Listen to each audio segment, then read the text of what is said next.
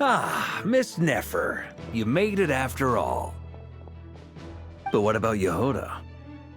I'm here to give you an update on how things are going on our end.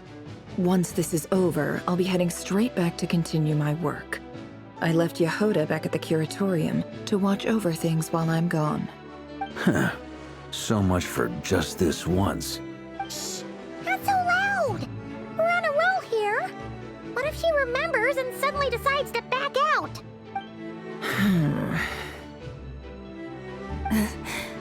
Did you say something, Mr. Varka? Huh? I didn't say anything. Right, Flint's? Must have been a frog. They get so noisy around here at nighttime. It's like they're putting on a concert in the background. Anyway, before we begin, there's a few introductions to make. Let me start by saying that it's an honor to be speaking before so many distinguished colleagues and collaborators. First up, we have Miss Lauma. As Moon Chanter, she's the leader of the Frost Moon Scions, a local religious community in Nodcry. Then there's Miss Nefer, boss of the Curatorium of Secrets, an intel gatherer extraordinaire. Nefer is leading the investigation into Rerer's background, assisted by Yehoda and Lauma. From the little I've heard, they're making some great progress. Over here, we have Mr. Flint's, a ratnik and guardian of the abandoned lighthouse. In our last operation, he courageously distracted the wild hunt to buy time for the rest of us. For those of you who've never met, this is Mr. Albedo, a renowned alchemist and captain of the Knights of Favonius investigation team. By his side is a new face for us all, myself included, Mr. Durin, who has come to lend his aid. Next up, we have the Moon Maiden and former Fatui Harbinger, Miss Columbina. Then we have the Traveler, who's earned more titles than I could possibly hope to list out, so I'll spare you the rundown. And Paimon, the ultimate travel companion and quite possibly the best guide in all of Tevat. Wow! That's a lot of people! Great turnout! Miss Nefer, it looks like you might have another job coming your way, so, congratulations on the booming business, I guess. You think I haven't got enough on my hands as it is? Who's looking for me now? That would be me, Miss Nefer. I have a commission for you. And you are? Who I am doesn't matter right now. What does matter is that I'd like you to gather more intelligence about the Recher of Solnari. Well, it's not as if we never take on anonymous commissions, but in your case, I'll have to decline. I'm gonna take a wild guess and say your job's probably more hassle than it's worth. Something about you seems like bad news. It's my eyes, isn't it? Conrian, I assume. And what's with the mask? Are you trying to hide your identity? In any case, the fact that you're even still alive raises an awful lot of questions for me. My name is Dainsleif. And yes, I am from Conria. As I'm sure you're aware, the Recher of Solnari's real name is Rerir. He was once an acquaintance of mine. Really? Then you must have been quite an influential figure yourself. You flatter me, but none of that matters anymore. My point was simply to clarify why I have asked Miss Nefer to investigate Rerir's background. So you're both from Conria, and it sounds like you used to be friends? What am I missing here? Surely you already know how he became one of the Five Sinners. I'll tell you everything I know. The history of Conria, the names and identities of the Five Sinners. I remember it all like it was yesterday. I have never spoken openly of this before. But the truth was exactly as people say.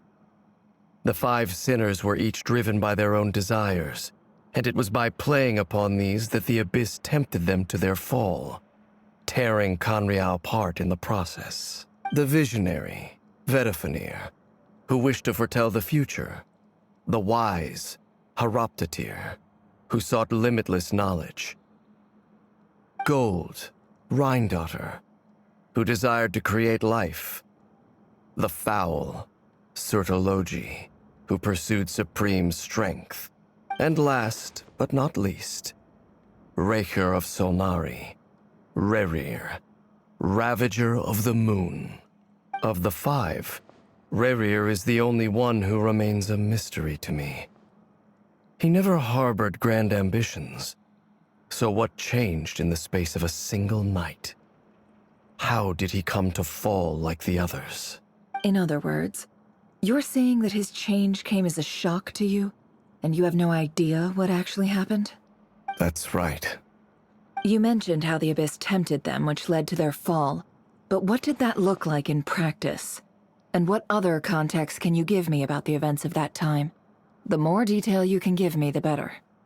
Strangely, now that it comes to it, I hardly know where to begin. The fateful night took place during the era of the Eclipse Dynasty.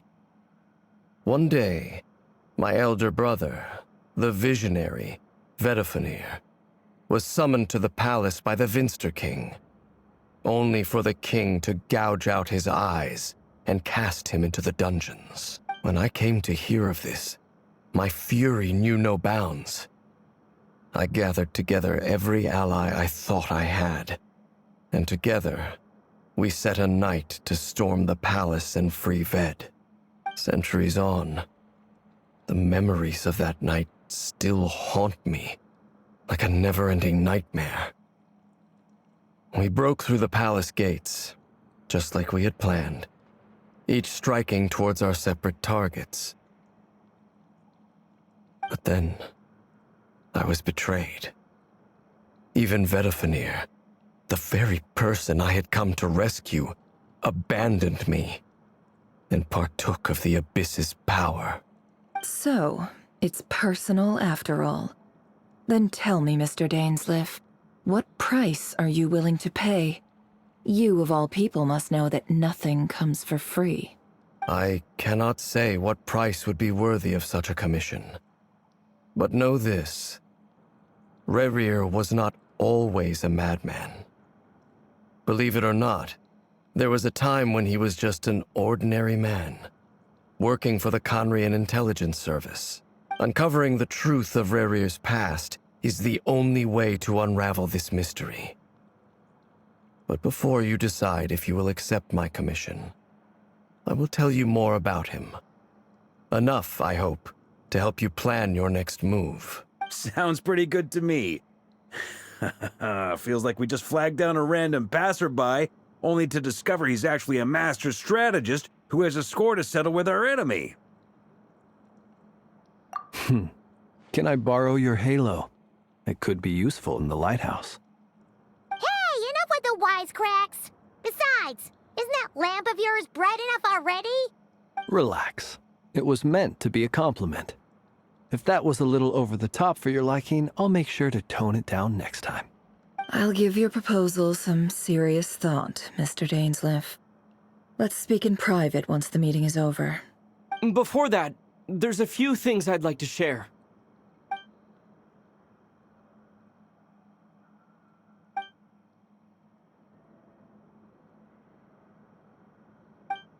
Now that we've united the hearts of the three moons, your power should be greatly enhanced.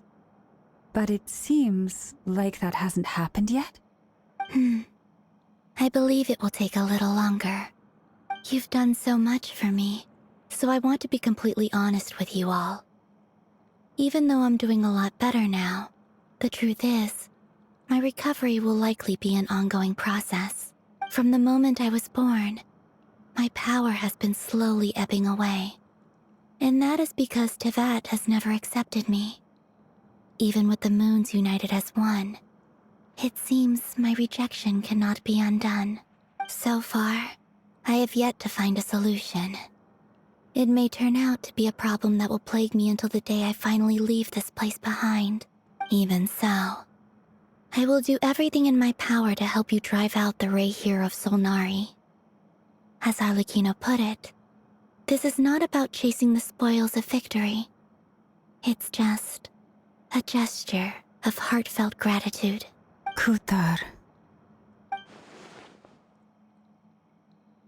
Defeating the Rayhir of Solnari will be no easy task. While my strength slowly recovers, we'll also need to gather more intel. Naturally. We should take all the help we can get if we hope to defeat him. We've considered several viable plans now, but our choice hinges on the answers to a few key questions. Is it even possible to kill Rayhir? What experiences shaped the person or monster he became? And what's he really after? Given Albedo's expertise in alchemy, I think we should leave him to try and answer the first of these questions. Understood. As for the other two, I'm afraid we'll have to count on you again, Miss Nefer. Believe me when I say it's not my wish to burden you. But right now, relying on your skills is our only option. So you're placing all your hopes on me, huh? We can't thank you enough for agreeing to help us. Honestly, I can hardly believe how lucky we are. You sure have a talent for changing your tune, Miss Moonchanter. Timid like Yehoda one moment, then flinches insincere flattery the next. Ladies, please. I must object to your portrayal of me. That's all. Feel free to keep bickering. Just pretend I'm not here. I almost don't want to leave this room. I'm curious to see how this plays out. I have faith in you, Miss Nefer. Something tells me you'll stand by us until the very end. Oh? And what makes you so sure of that? This isn't about the money. I can sense that you've got a deep-seated distaste for Rayhir.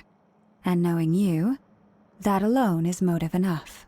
Look at them getting along so well. Like two peas in a pod. And I'm the one they accuse of insincere flattery. There is no justice. Miss Lauma, you have to understand something. Unlike you, I don't actually enjoy having everyone's hopes on my shoulders. Is that right? Well, maybe the fact that I'm willing to put my hopes in other people says more about me than you. But the fact is, I also trust you. And that's because I know that you're someone we can count on. Anyway, we've got our plan, so let's get moving. Mr. Dainsleif, let's talk. And Traveler, once we're finished, if you've nothing else planned, I'd like you to come with me. This whole experience is teaching me a lot. For instance, I now know that when other issues come up in the future, I'll have far more luck getting Lauma to convince Miss Nefer than trying to do it myself. Hate to say it, friend, but that's one of the funniest things I've heard in a while. Why? You think I've got it wrong? Quite the opposite. But what makes it so hilarious is how long it's taken you to realize.